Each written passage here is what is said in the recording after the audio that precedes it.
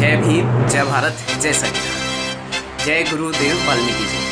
हमारे सामने हमारे संगीत शिरोमणि सुरेश देलवी जी बैठे हुए हैं और गुरुजनों के पास में आज जय भीम संसार यूट्यूब चैनल फिर से पहुंचा है कि वाल्मीकि आइडल संगीतकारों को उभारने का काम कर रहा है, संगीतकारों को लेकर के बहुत अच्छा कार्य कर रहा है। और इसमें हम ये चाहते हैं कि गुरुजी के पास जो अथाह ज्ञान है संगीत का, तो संगीत शिरोमणि के रूप में हम उनको जानते हैं, तो उनसे कुछ ज्ञान आज और हासिल कर लेते हैं इस कड़ी में। आदरणीय गुरुजी, आपका बहुत बहुत स्वागत है जय भीम संसार यूट्यूब चैनल पर। और आदरणीय मदन लाल जी गुरुजी हमारे सामने म्यूजिक डायरेक्टर, रिदमिस्ट, गायक बैठे हुए हैं और मैं चाहूँगा कि गुरुजी मार्गदर्शन करें अपने दर्शकों के लिए, क्योंकि आपने गुरुजी ये एक मुहिम चलाई है कि एक आप कुल मिलाकर, वैसे तो ये बड़ी विडंबना है कि एक निःशुल्क समाज सेवा आप कर रहे हैं संगीत के माध्यम से। हालांकि ये निःशुल्क शब्द बड़ा डिफ़िकल्ट है, लेकिन क्या करें, एक तरीके से प्रताड़ना ही है।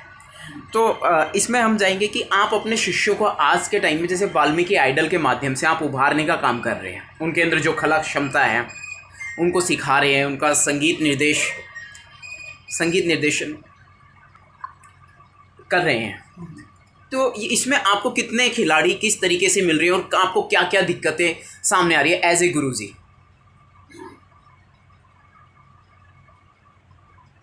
हमारे बीच में काफ़ी बच्चे आ रहे हैं, दूर दराज से भी आ रहे हैं और पास से भी आ रहे हैं, लेकिन कुछ बच्चे बहुत अच्छा गाने वाले भी हैं, आवाज़ें भी बहुत अच्छी हैं उनकी, और उनमें लगन की काफ़ी कमी नज़र आ रही है। लेकिन जी, एक तो वो संगीत उन्होंने सीखा नहीं है, दूसरा वो रियाज नहीं करते।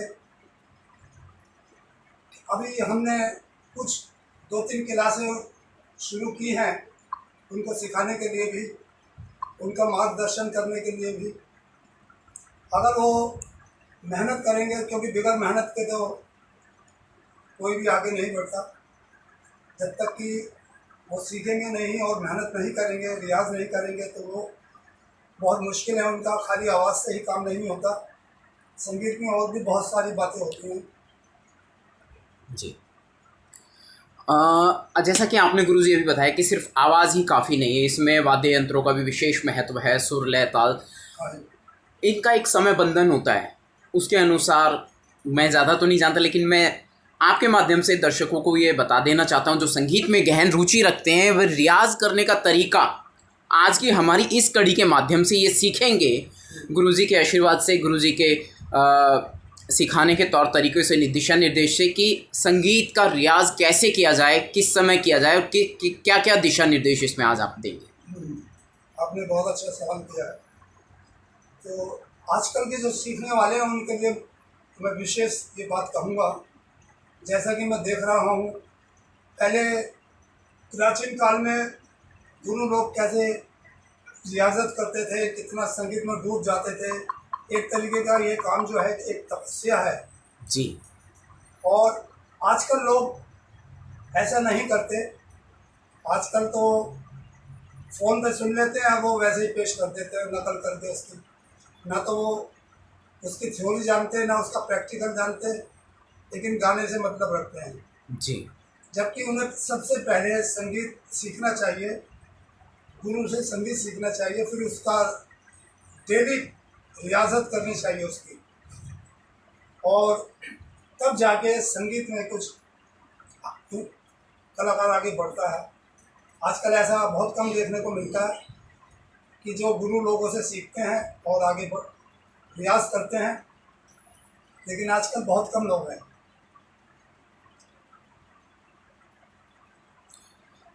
रियाज किस उम्र का व्यक्ति कर सकता है और कितने समय उसको कम से कम रियाज करना चाहिए प्रतिदिन?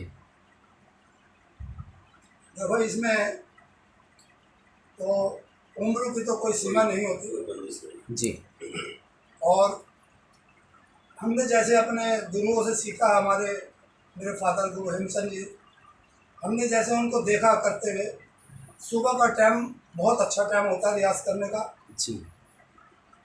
संगीत का क्या आप पढ़ाई का ले लीजिए, कोई भी काम आप सुबह के टाइम करेंगे, भोर जिसे भोर का समय बोलते हैं, उषा काल कहते हैं जिसे, जी उस समय करेंगे तो बहुत ही ज़्यादा अच्छा होता है। और नियम से करना चाहिए, ये नहीं कि 2-4 रोज़ कर लिया फिर छोड़ दिया, उससे कोई बेनिफिट नहीं होता। ये तो रोज़ करना पड़ता है, जितना करेंगे, वो कहावत है कि जितनी शक्कर डालेंगे आप उतना मीठा होता है। तो जितना आप रियाज़ करेंगे उतना कम है। और यूँ तो करने वाले तो 8-8 घंटे 12-12 घंटे रियाज़ करते हैं। 8-8 घंटे और 12-12 हाँ घंटे जी। रियाज। क्या इसमें उनको थकने का, गले में तकलीफ होने का कोई? नहीं, ये देखो, एक काम को जब आप रोज़ करेंगे नियम से तो वो एक आदत पड़ जाती है, गले को भी आदत पड़ जाती है, या कोई वाद्य है, कोई जी यंत्र है कोई भी, आप उसको नियम से रोज़ करेंगे तो वो एक आदत पड़ जाती है। तो और रियाज मतलब एकदम ये नहीं कि एक शुरू में ही आप 8 घंटे रियाज कर रहे हैं या 12 घंटे कर रहे हैं, तो वो तो परेशानी का सबब हो जाता है। जी धीरे धीरे रियाज बढ़ाया जाता है, जैसे 15 मिनट, शुरू में 15 मिनट कर लिया, फिर 20 मिनट कर दिया, फिर आधा घंटा कर दिया, फिर 1 घंटा कर दिया, ऐसे सब बढ़ता रहता है। जी। एक छोटा सा सवाल और आ रहा है मेरे जहन में कि जो मंझे हुए खिलाड़ी हैं, कोई मोहम्मद रफ़ी की आवाज़ में गा रहा है, कोई बड़े बड़े दिग्गज कलाकारों की आवाज़ में जिन्होंने एक छत्र आज तक राज किया हुआ है, उनकी आवाज़ का जादू, कलाकार वो चले गए दुनिया से, लेकिन फिर भी उनकी आवाज़ का जादू आज भी उतना ही कायम है जितना उस समय था। तो ऐसे ऐसे ही हूबहू आवाज़ में गाने वाले आपके वाल्मीकि आइडल में बहुत सारे कलाकार आ रहे हैं जी हाँ। देश भर से। जब ये लोग आ रहे हैं, गाते हैं, परफॉर्मेंस देते हैं, आप कह रहे हैं उनमें भी कमियां हैं, उन्हें भी सीखने की ज़रूरत है। हाँ जी। गुरु जी, इस विषय पे थोड़ा सा प्रकाश डालें। देखिए, खाली आवाज़ का अच्छा होना ही काफ़ी नहीं होता है। ये तो मोहम्मद रफ़ी साहब की बहुत अच्छी आवाज़ थी, उनको भी सीखना नहीं चाहिए था, उनको भी रियाज़ नहीं करना चाहिए था, लेकिन अच्छी आवाज़ के बावजूद उन्होंने संगीत उस्तादों से सीखा, गाना सीखा उन्होंने बाकायदा, इसकी ट्रेनिंग ली, और उसके अलावा उन्होंने रियाज़ किया बहुत। वो मज़ारों पे जाकर रियाज़ करते थे।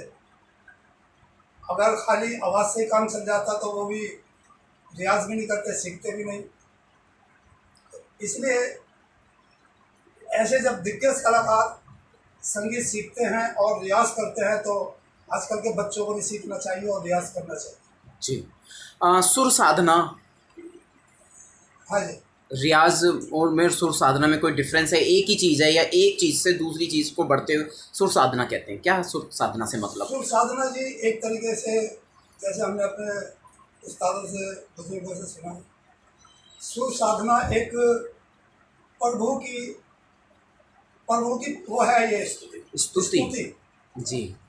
जैसे प्रभु को याद धारण करते हैं, जी प्रभु का नाम लेते हैं, ऐसे सुर साधना है ये। जी। जब तक कि सुरों से आप दोस्ती नहीं करेंगे तो आपको कामयाबी नहीं मिलेगी। गुरुजी, सुरों से दोस्ती करने का तरीका बताएंगे, समझाएंगे हारमोनियम हाँ। के माध्यम से? जी।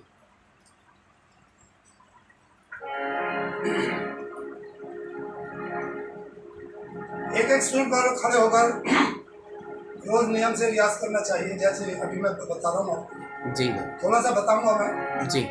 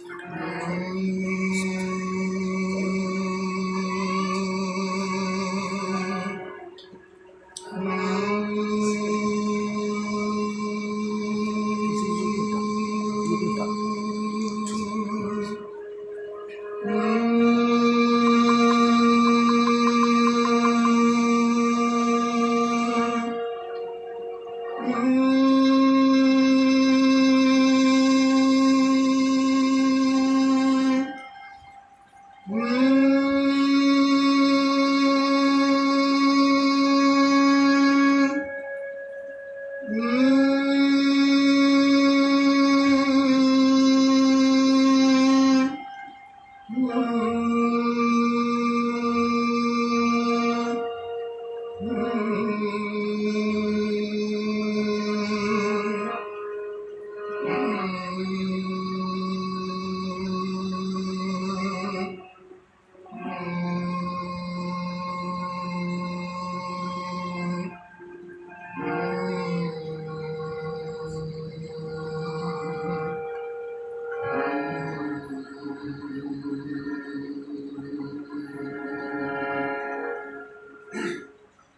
जो मैंने अभी जी। ये गाया है, अवरोह किया सरगम का। हाँ जी, ये इसे हमिंग बोलते हैं।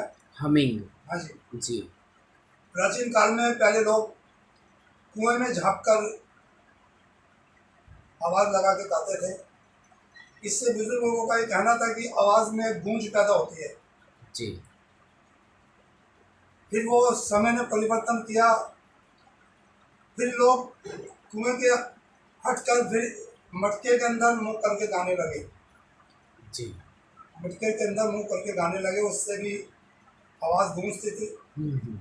फिर अब हमने ये तीसरा, हमारे गुरुओं ने ये तीसरा तरीका निकाला, जो सबसे अच्छा लगा और सबसे बेस्ट है।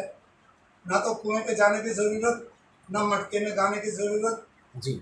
ये हम दोनों होठों को मिलाकर और मुंह बंद करके हमने अपने मुंह को ही कुआं और मटका बना लिया। जी, यानी हमारे अंदर ही आवाज़ गूंजती है। हाँ वो जी, ये आवाज़ गूंजने का एक तरीका है। गायक के लिए, खुद के लिए बहुत बढ़िया हो बहुत जाता है। ज़रूरी चीज़ है ये। जी। ये नियम से रोज़ किया जाए तो आवाज़ में एक गूंज पैदा होती है। जी। इसमें वाद्य यंत्र का कितना सहयोग है, कितना हेल्प है, और क्या सभी गायकों के लिए वाद्य यंत्र को लेना ज़रूरी है? हाँ जी, इन सुर के साथ साथ ताल का भी बहुत बड़ा महत्व है। यस। जी। अगर आप सुर में नहीं गाएंगे तो आप बेसुरे कहलाएंगे, और ताल में नहीं गाएंगे तो आप बेताल कहलाएंगे। जी। तो सुर और ताल ये दोनों प्रमुख हैं। जी। चाहे आवाज़ गॉड गिफ्टेड हो, नेचुरल कितनी अच्छी आवाज़ हो, लेकिन हमें रियाज और संगीत सीखना ज़रूरी है। जी। क्योंकि जब तक आप संगीत नहीं सीखेंगे और जब तक आप रियाज नहीं करेंगे तो कोई फ़ायदा नहीं होगा उससे। जी। आवाज़ भी मतलब दो किस्म की होती है। जी। एक तो कुदरत की देन होती है कि बहुत अच्छी आवाज़ होती है। जी। एक मतलब रियाज करके, आवाज़ मेहनत को करके आवाज़ को बनाया बनाया जाता है। अच्छा, तार सप्तक में गुरुजी गाने में सभी को लगभग दिक्कत आती है, और ये जो सरगम आपने बताई, सा रे गा मा पा धा नी सा नी धा पा मा गा रे सा, इसमें सा पा और सा को साधना बहुत मुश्किल और जटिल हो जाता है किसी भी गायक के लिए, चाहे वो नया हो या पुराना हो। वो नहीं, पुराने के लिए तो ठीक है, लेकिन नए के लिए बहुत दिक्कतों का काम है सुर को साधना। नहीं, देखिए ऐसा होता है कि परिश्रम के आगे तो कोई भी चीज़ असंभव नहीं है। आप किसी भी चीज़ को नियम से करेंगे और ठीक प्रकार से मन लगा के लगन से करेंगे तो वो कोई भी चीज़ असंभव नहीं है। उसमें बस एक लगन की और मेहनत की ज़रूरत होती है, सब काम अच्छा हो जाता है फिर। जी। जैसे कि आपने रिदम की बात करी, ताल के बिना ताल के गाना बेताल हो जाएगा गायक। तो यदि वह अपने तो उसके विषय में मैं, हमारे गुरुजी साथ में बैठे हुए हैं मदन लाल जी, उनसे बात करना चाहूँगा इस विषय में।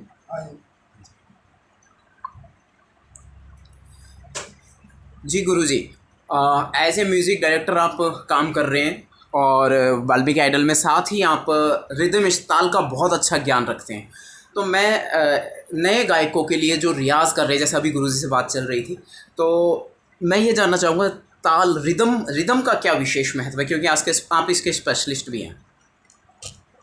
संगीत में रिदम की जगह है। गाने में रिदम की जगह वो है जो किसी भी गाड़ी में स्टपनी की होती है। जी। अगर स्टपनी नहीं होगी तो गाड़ी चलेगी नहीं। तो रिदम तो स्टपनी का काम करती है, बिना रिदम के तो संगीत पूरा हो नहीं सकता। जी। जैसे पूरा अगर ऑर्केस्ट्रा है या मंच है, वहाँ पूरा का पूरा श्रेय, पूरा क्रेडिट गायक को चला जाता है। दान चंदा या रुपया पैसा पेमेंट भी कहते हैं तो गायक की बहुत ज़्यादा होती है, बजाय संगीत वाद्य यंत्र के जो उस्ताद बैठे रहते हैं, गुरुजी के रूप में कलाकार रहते हैं, उनका इतना महत्व नहीं रहता जितना कि गायक का। इस पर क्या कहेंगे सर? ये बहुत भारी विडम्बना है जी जी। कि सारा क्रेडिट सिंगर ले जाता है। यस। और जबकि उसके गाने को निखारने में, उसके गाने में चार चांद लगाने में जी, जो रिदमिस्ट होते हैं, जो कलाकार होते हैं, उन सबका अपना अपना अपनी अपनी जगह बहुत महत्व होता है। जी। कहीं पे फ्लूट बज रही है, कहीं वायलिन बज रहा है, कहीं पे गिटार बज रहा है, कहीं सितार है, कहीं संतूर है, कहीं तबला है, कहीं हारमोनियम है। बिल्कुल जी, बिल्कुल बिल्कुल ऐसा होता है। बस ये भी एक उन कलाकारों के लिए विडम्बना है और सिंगर के लिए प्लस पॉइंट है कि वो सारा क्रेडिट ले आता है। जी, हाँ जी, सभी मामलों में। सभी मामलों में सिंगर ही मेन माना जाता है। जी, लेकिन उसको बनाने के लिए जो उसको बनाने के लिए तो जो संगीतकार हैं, हाँ जी, हाँ जी, जो इंस्ट्रूमेंट बजाते हैं, जो कलाकार हैं, उन सबका पूरा हाथ होता है। जी, सभी म्यूज़िक प्लेयर्स का जो हमारे उस्ताद के रूप में, गुरुजी के रूप में वहाँ पर काम कर रहे होते हैं।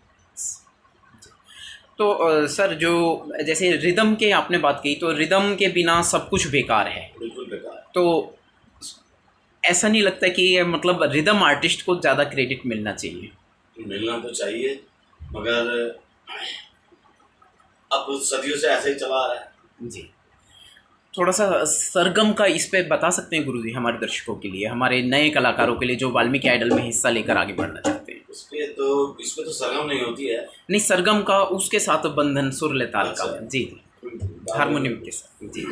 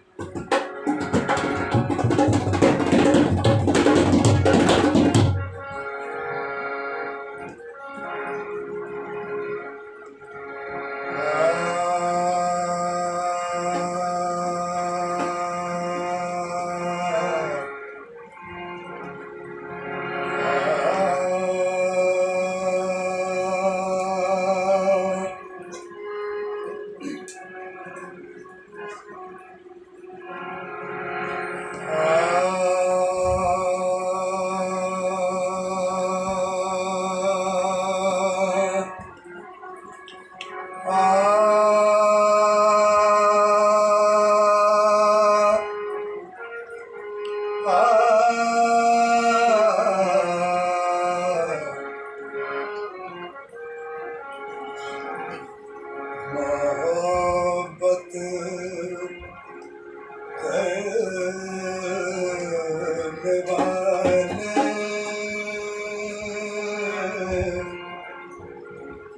मोहब्बत करने वाले कम न होंगे,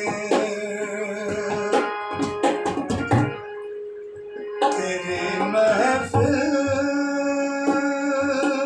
में लेकिन हम न होंगे। मोहब्बत करने वाले कम न होंगे, तेरी महफिल में लेकिन हम न होंगे।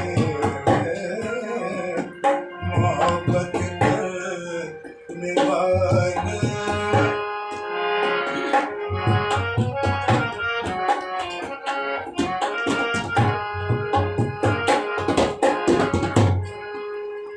ज़माने भर का गम या एक तेरा गम,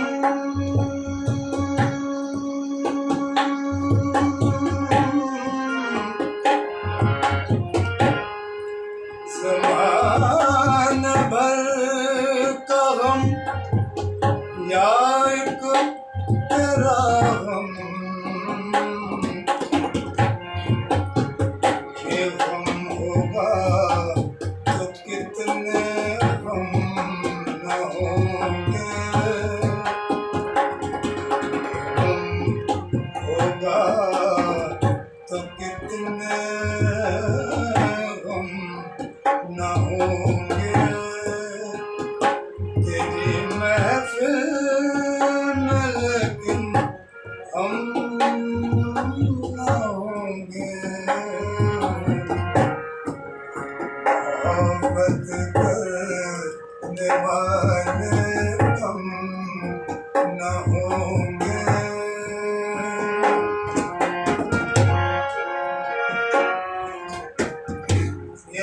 समाज में बंदिश थी।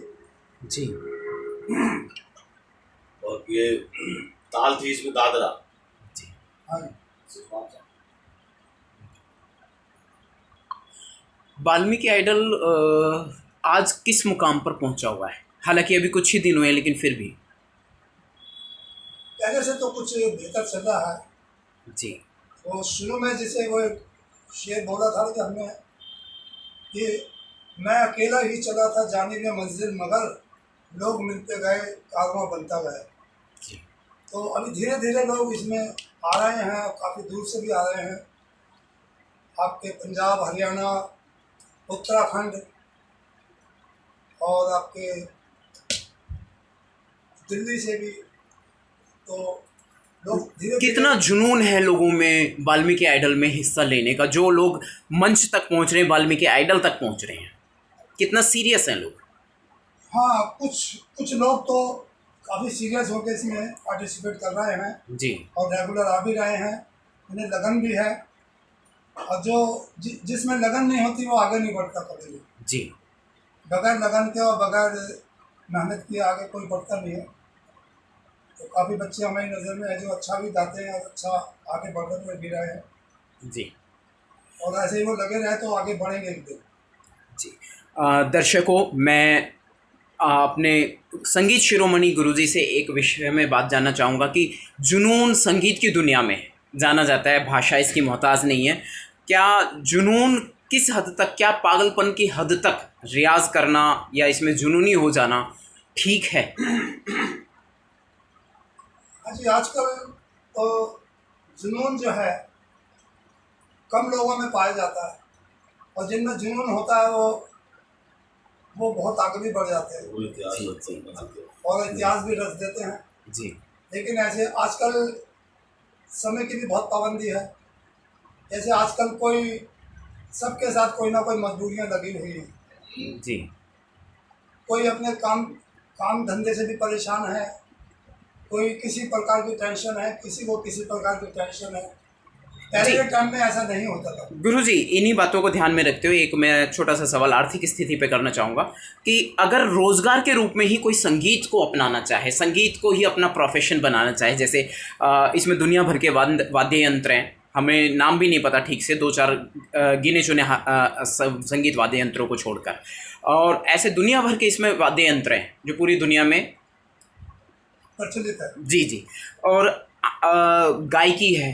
तो यदि कोई इस क्षेत्र में रोजगार के रूप में आना चाहता है तो उसको तो पूरा डूबना होगा, पूरा सीखना होगा। हाँ, ये बहुत बिना डूबे जो है ना नैया पार नहीं होती है, डूबना तो पड़ता है। जी, मतलब संगीत के मैदान में उन्हें उतरना ही होगा और जमकर रियाज करना होगा। हाँ जी, मिटा दे अपनी हस्ती को अगर कुछ मर्तबा चाहे कि दाना खाक में मिलकर गुले गुलजार होता है, जी तो अपने आप को मिटाना वो पड़ता है। एक कहावत है ना, नियम हकीम खतरा है जान। जी तो कम जानने वाला वैद भी जान के लिए खतरा होता है, हाँ जी हाँ और कम ज्ञान वो भी एक भाई से बेइज्जती होता है। हाँ, जी अधूरा आर्ट अधूरा भाई से आर्ट। बेइज्जती। जी जी अधूरा आर्ट जो होता है, कोई हाँ भी जी। किसी भी किस्म का आप आर्ट अधूरा सीखिए आप, जी कहीं ना कहीं आपको बेइज्जती का सामना करना पड़ेगा। जी।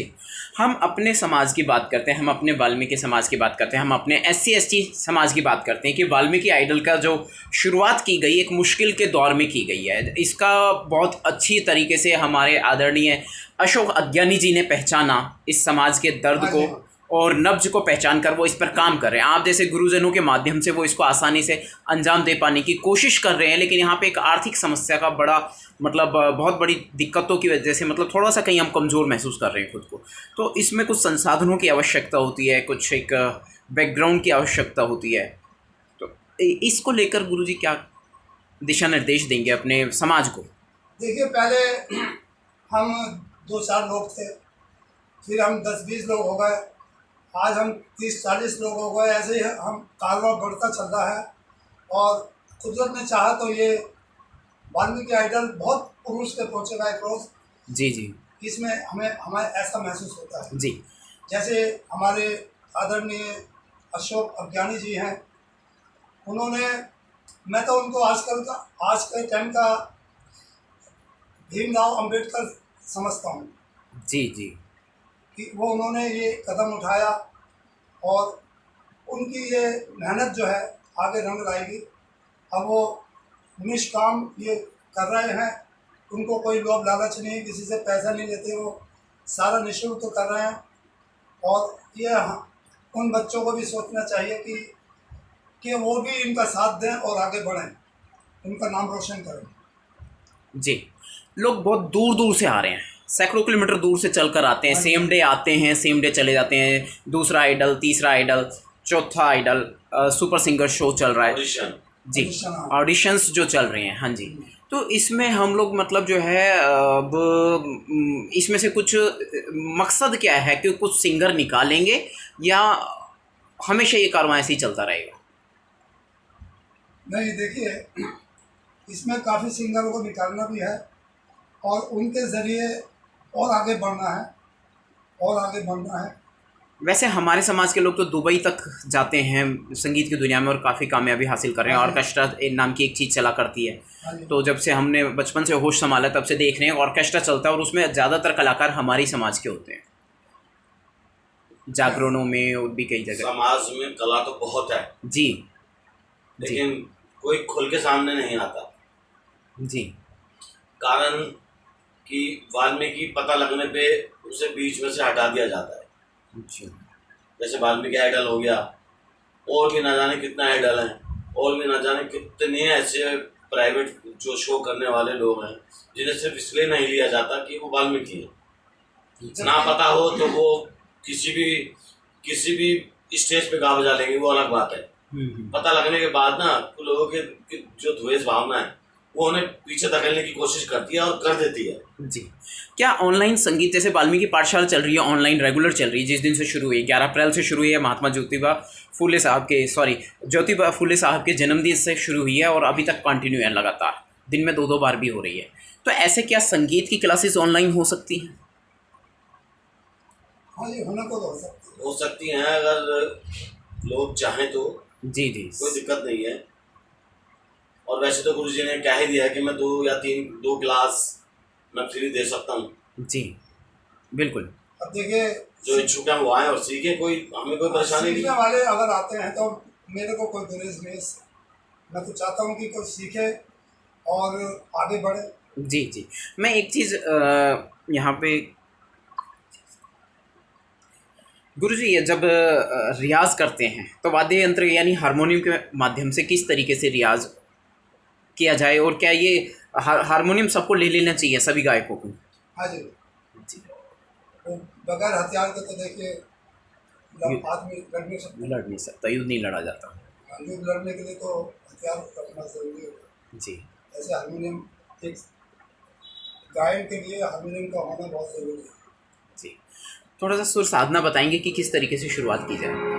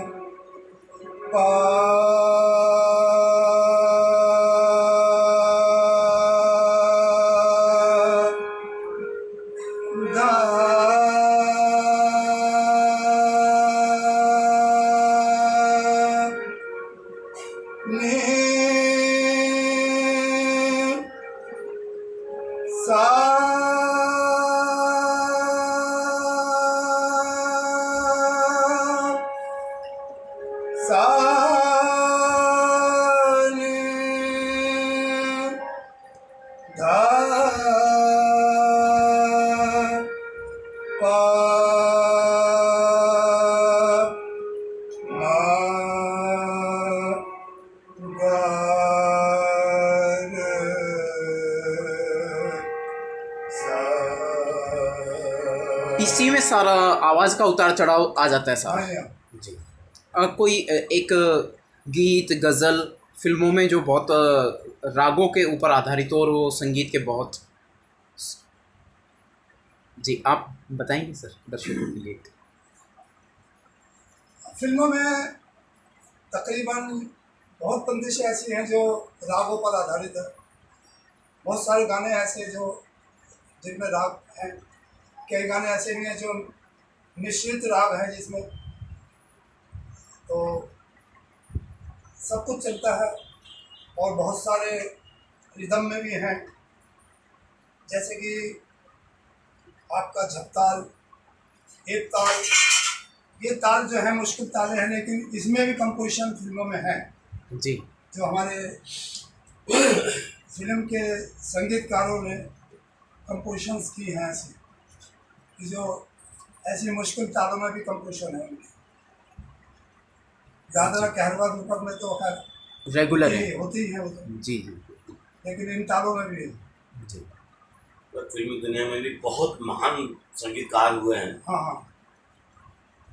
ओपी नैयर जी हैं, जी।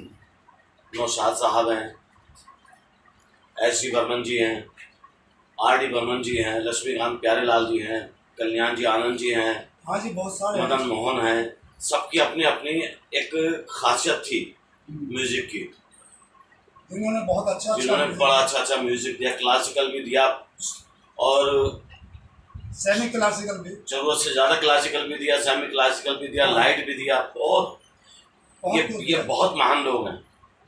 आज इनके म्यूजिक पे, आज इनके संगीत की जो बारिश हुई और हम जैसे भी थोड़ी सी छींटें पड़ गई और हम भी थोड़े से अपने आप में कलाकार से समझने लगे। जी।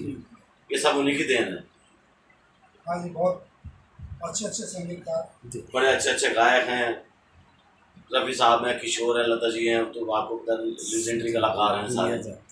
ये वो आवाज़ें हैं जो दोबारा कभी धरती पे पैदा नहीं हो सकती। जी। आज भी जो कोई सिंगर आता है वो रफ़ी, किशोर, मुकेश, महेंद्र कपूर, मन्ना डे, इन्हें फॉलो करता है। वो इनको ही गाता है, इनकी ही आवाज़ में गाने की कोशिश करते हैं। वो सोचता है कि मैं अपना कुछ नहीं गाऊं, जो गाऊं मैं रफ़ी को गाऊं या किशोर को। जी। तो उसमें ही अपनी महानता समझते हैं। तो ये कहीं संगीत की दुनिया में कहीं फीकापन लेके आता है क्या? ये अपना तो अपना ही होता है। जी। नकल नकल होता है। हालांकि नकल में भी बहुत अकल की जरूरत होती है। हाँ। जी। लेकिन एक गायक को अपनी पहचान अलग बनानी चाहिए और अपनी ही आवाज़ में गाना चाहिए। वो ठीक है, वो लोग महान थे बहुत, लेकिन उनसे प्रेरणा का स्रोत होना चाहिए, लेकिन अपनी पहचान अलग बनानी चाहिए। जी। तो गुरुजी आज एक अब विराम देना चाहेंगे, तो एक रचना जो रागों पर आधारित हो, कोई फिल्मी एक रचना ले सकते हैं हाँ जी जरूर। पुराने समय की।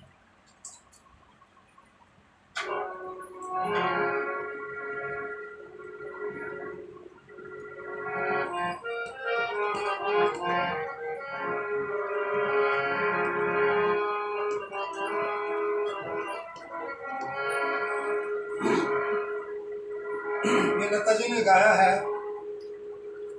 ये राग मधुबंती पर है। थोड़ा सा मैं गुनगुना के दिखा दूंगा।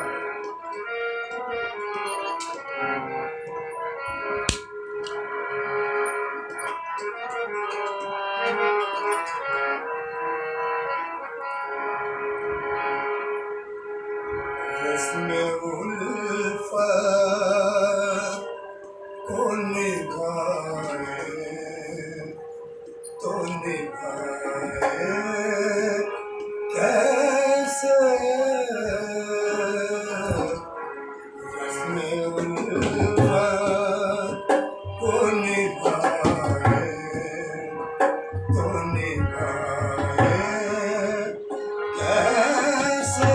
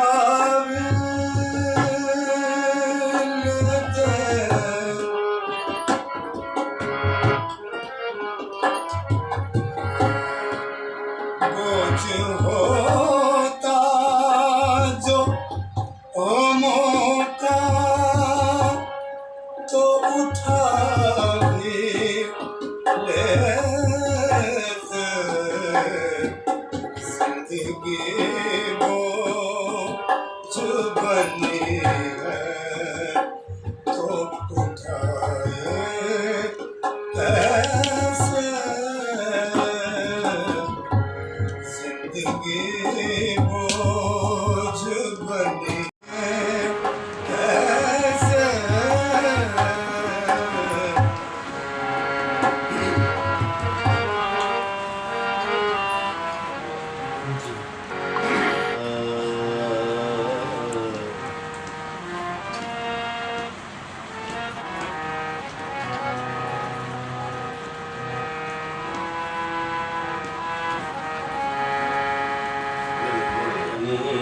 चांदनी रातें हमें सोने नहीं देती, सुहानी चांदनी रातें हमें सोने नहीं देती, तुम्हारे प्यार की बातें हमें सोने नहीं देती, तुम्हारी चांदनी रातें हमें सोने नहीं देती।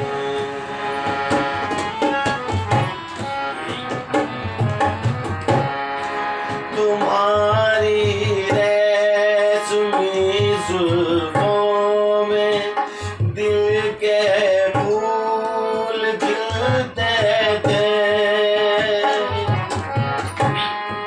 तुम्हारी रेशमी जुल्फों में दिल के फूल खिलते थे, कभी फूलों के मौसम में कहीं हम भी मिलते थे, पुरानी मुलाकातें हमें सोने नहीं देती, तुम्हारे प्यार की बातें हमें सोने नहीं देती, चांदनी रातें हमें सोने नहीं देती।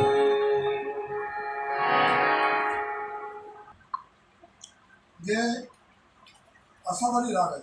जजमेंट पर क्या कहेंगे सर? वाल्मीकि आइडल जो है चल रहा है काफ़ी अच्छे ढंग से, कई एपिसोड हो गए इसके, कई ऑडिशन हो चुके हैं। 7 मई को हमारा एक शायद 5वां ऑडिशन होने जा रहा है, तो जजमेंट पर क्या चल रहा है इस समय? जजमेंट का तो ऐसा है कि जो अच्छा गाएगा वही आगे जाएगा जी। और गुरुजन बैठे हैं, इनका निर्णय सबको मानना होगा, और ना कोई हमारे पे कोई प्रेशर है किसी का, ना इसमें कोई पैसा इन्वॉल्व है जी। ये सब निःशुल्क है और फ्री है, और हम चाहते हैं कि अच्छे कलाकार आएँ और अच्छे कलाकार ही आगे जाएं। ऑडिशन का तो ऐसा होता है कि ऑडिशन में तो आवाज़ टेस्ट की जाती है कि बच्चा कैसा गा रहा है या कैसा गा सकता है, फिर उसके बाद उसको गुरुजनों के संरक्षण के अंदर उनको प्रैक्टिस कराई जाती है, उन्हें रियाज कराया जाता है और उन्हें सिखाया जाता है, समझाया जाता है। उसके बाद जब वो बच्चा निखर के आता है तो ऑटोमेटिकली आगे जाता है। जी जो अच्छा गाएगा वही आगे जाएगा। जी बिल्कुल। तो अशोक अज्ञानी जी ने कदम उठाया है, वो सब बच्चों को उसी प्रकार से ही कदम उठाना चाहिए और अज्ञानी जी का साथ देना चाहिए और मेहनत करनी चाहिए ताकि वाल्मीकि समाज का नाम रोशन कर सकें। ऐसा ना हो कि सुनने वाले कहें कि भाई ये तो उस दिन वो कहते हैं ना कि चंद दिन की चांदनी फिर अंधेरी रात। जी बिल्कुल। कभी वो ऐसा ना हो, तो इसलिए मेहनत से ही आगे बढ़ा जाता है और मेहनत ही काम आती है। तो मेहनत करनी चाहिए और सबसे मेरा यही अनुरोध है और मेरी रिक्वेस्ट है कि सब इकट्ठे हों और सब मेहनत करें और सब संगीत सीखें जी, ताकि वाल्मीकि समाज का नाम रोशन हो और आगे वाल्मीकि समाज आगे बढ़े। जी। गुरुजी, मैं एक छोटा सा ध्यान आपका इस ओर आकर्षित करना चाहूँगा कि पूरे SC ST समाज के लिए ये मुहिम शुरू की गई थी, जो हमारे पास मैसेज है। तो इसमें जो वाल्मीकि आइडल नाम तो ये है, टाइटल बेशक ये है, बैनर ये लिया है हमने, लेकिन जो है पूरे SC ST समाज के लिए मतलब ये मुहिम है। दूसरा, अज्ञानी जी को, अशोक अज्ञानी जी को सरकार की जिम्मेदारी नहीं बनती, समाज के साथ साथ की सरकार की भी जिम्मेदारी बनती है कि वो उनको सपोर्ट करें। वो एजुकेशन पे काम कर रहे हैं, वो खेल जगत में काम कर रहे हैं। अभी क्रिकेट टाइगर्स उन्होंने शुरू किया, वाल्मीकि क्रिकेट टाइगर्स, और एक उन्होंने ऑनलाइन एजुकेशन का भी कर रखा है, संगीत की दुनिया में भी कर रहे हैं। तो ऐसे में सरकार की जिम्मेदारी नहीं बनती कि अज्ञानी जी को ज़्यादा से ज़्यादा सपोर्ट किया जाए? हाँ, बनती तो है, लेकिन अभी तो ऐसा कोई, अभी ऐसा कुछ अभी सहयोग नहीं मिल है। नहीं रहा जी। अभी ना ऐसा सरकार चल की रहा, तरफ से कोई रिस्पांस नहीं, अभी मिल नहीं रहा। मिल नहीं रहा अभी जी। response ऐसा। जी और आगे देखो मिल जाए तो जी। अच्छी बात है। जी। हमारी जो 6743 जातियों का जो समुदाय है, वर्गों में बिखरा पड़ा है, बटा पड़ा है हमारा समाज मनुस्मृति के द्वारा। तो ऐसे में समाज की क्या जिम्मेदारी बनती है माननीय अशोक अज्ञानी जी के प्रति और हमारे वाल्मीकि आइडल के प्रति? हमारे वाल्मीकि जो एक मुहिम है, कई स्तर पर काम कर रहा है, खेल जगत से लेकर एजुकेशन और भी कई अन्य स्तर पर। तो ऐसे में समाज की क्या जिम्मेदारी रह जाती है? समाज की जिम्मेदारी यही है कि वो अज्ञानी जी का साथ दें, उनके हाथ मजबूत करें, ताकि अज्ञानी जी समाज के दर्द पर काम कर रहे हैं, समाज की तकलीफ़ों पर काम कर रहे हैं, उनके जख्मों पर मरहम लगाने का काम कर रहे हैं। ऐसे में लोग अज्ञानी जी का ना तो हमारे चैनल्स को कोई ज़्यादा देखता है, ना हमें कोई सामाजिक इतना समर्थन मिल रहा है। हालांकि चंद लोग आए हैं सामने, लेकिन वो शायद ना उतना भी सहयोग हो- काफ़ी है जी। अभी वो प्रसिद्धि आटे में मिल नमक रही भी नहीं अभी है हाँ, जी जी। अभी वो प्रसिद्धि हम लोगों को मिल नहीं रही है। और आगे लगे रहेंगे तो देखिए एक दिन कोशिश करने वालों की हाथ तो होती नहीं है कभी। जी जी हम भी कोशिश कर रहे हैं, अज्ञानी जी के साथ हम भी लगे हुए हैं। जी, बिल्कुल गुरु जी का और सहयोग है अज्ञानी जी तो खैर कर ही रहे हैं। जी जी। और मतलब एक हमारे राम कुमार टांग जी है, वो भी बेचारे बहुत मेहनत जी, कर जी, रहे हैं जी। इस क्षेत्र में। नहीं, हमारी पूरी टीम तो काम कर ही रही है, हम सब अशोक अज्ञानी जी के साथ में मिलकर काम कर रहे हाँ हैं, जी। लेकिन हम लोग तो कर रहे हैं। अब समाज अपनी जिम्मेदारी किन तरीके से निभाना चाहिए, थोड़ा सा दिशा निर्देश दें, फिर हम इस साक्षात्कार को विराम देते हैं।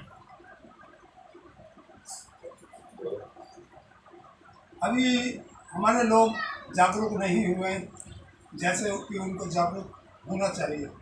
जी जिस दिन वो जागरूक हो गए तो ये समाज बहुत आगे बढ़ेगा, बिल्कुल पावरफुल है। हर क्षेत्र में आगे बढ़ेगा, एजुकेशन में भी, म्यूज़िक में भी, क्रिकेट में भी।